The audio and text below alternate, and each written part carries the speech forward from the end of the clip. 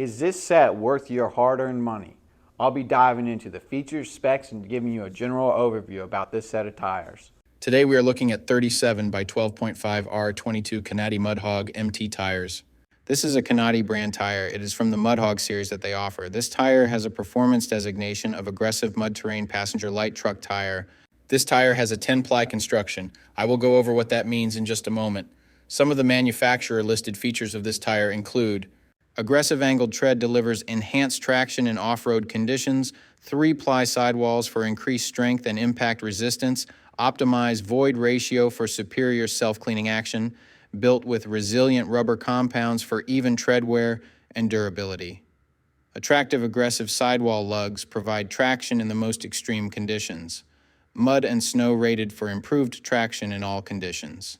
So to start, we will look at the tire size.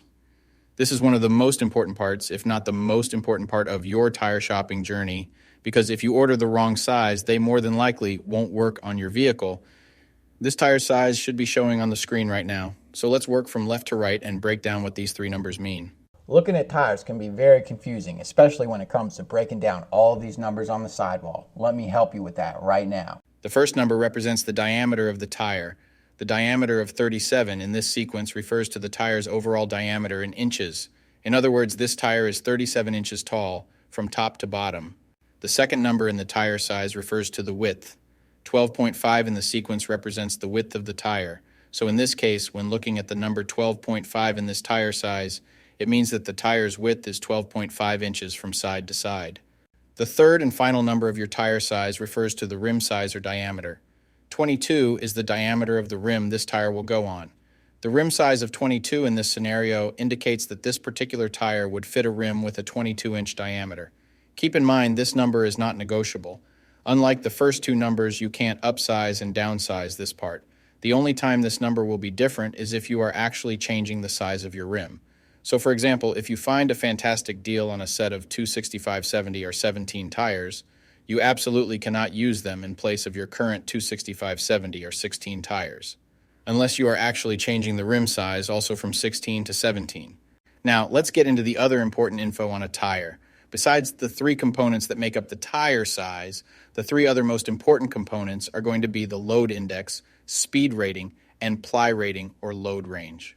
When you're buying a set of tires, there's so many numbers on the sidewalk to consider. Don't get analysis paralysis looking at your next set of tires. Let me tell you what each one of them means. So this is where it gets a little more tricky. These three components will sometimes require some additional research to know what your vehicle needs. So let's start with the ply rating / load range. These tires have a 10-ply construction. Each designation represents a different term when looking at a tire. This can directly affect things like max tire pressure and also plays a part in the next two numbers we are going to talk about. When in doubt of the rating your vehicle requires, in most cases it is safe to go with the same rating your vehicle currently has, as long as it was replaced with the correct spec of tire last time they were replaced. Now let's talk about the other two components, load index and speed rating. Next to your tire size, you will see a number and letter combination like 123Q. The number 123 is the load index. This is the number relative to the weight capacity of the tire. The higher the number, the greater the load carrying capability of the tire. Load index ranges from 0 to 150. If you are replacing your tires, they have to be the same or higher load index, never lower. For example, if your current load index is 123, a tire of the same size with a load index of 126 would work for you, but not a tire of the same size with a load index of 120. If you replace your tires and the new ones have a lower load index, the tire has a higher likelihood of bubbling and eventually blowing out. So make sure you pay attention to this when buying your set. So for the tire we are looking at today, the load index of 123 represents a weight capacity of 3,417 pounds.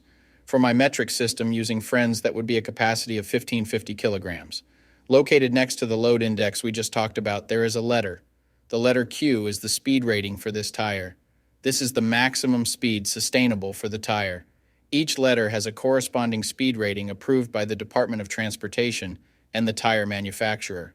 Alphabetically, the speed rating increases as the letters advance from A to Z, except for the letter H, which we'll explain in a minute.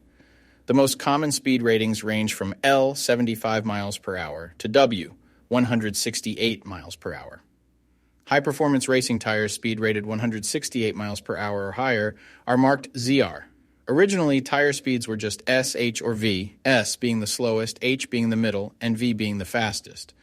Over the years, as tire speeds have evolved, for whatever reason, H has always remained the same, 130 miles per hour.